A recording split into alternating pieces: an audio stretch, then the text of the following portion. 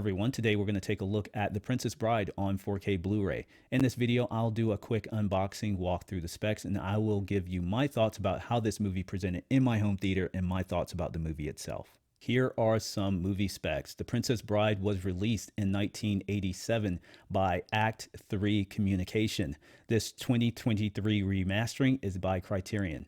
It is rated PG, runtime is 99 minutes. This release is in a digibook format and includes the 4K Blu-ray, standard Blu-ray, and a booklet. This is one of my favorite Blu-ray cases. It is absolutely gorgeous. The booklet is part of the case. The case itself is soft and textured. It's just beautiful. Aspect ratio is 1:85:1. There is a single audio option, which is an English 5.1 DTS HD mix. English subtitles are available. Video is available in Dolby Vision and HDR10. The Princess Bride is one of my favorite movies of all time. This is a childhood favorite. I have seen this as an adult, but it's been a few years and I've never seen it in a theater, home, or commercial.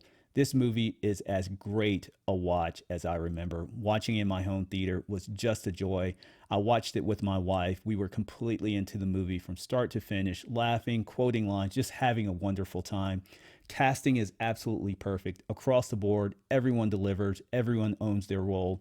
Pacing is excellent. There are no dull moments. It's an adventure from start to finish. And it's one of those movies I can put on anytime, watch it, and enjoy it over and over.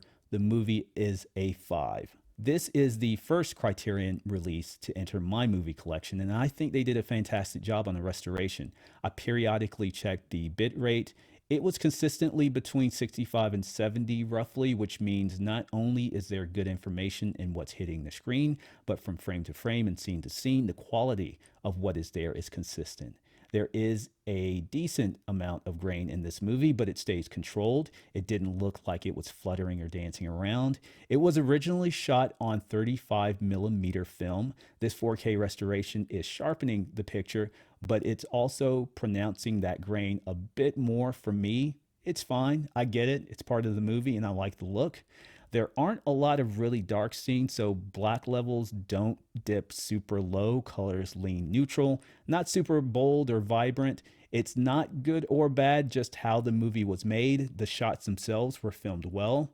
Definitely don't expect razor sharp resolution, but this release is a top-notch cinematic visual presentation. Good detail, it's very clean, and I think a lot of what is presented and how this movie looks is what the director intended. I give the overall video quality a 4.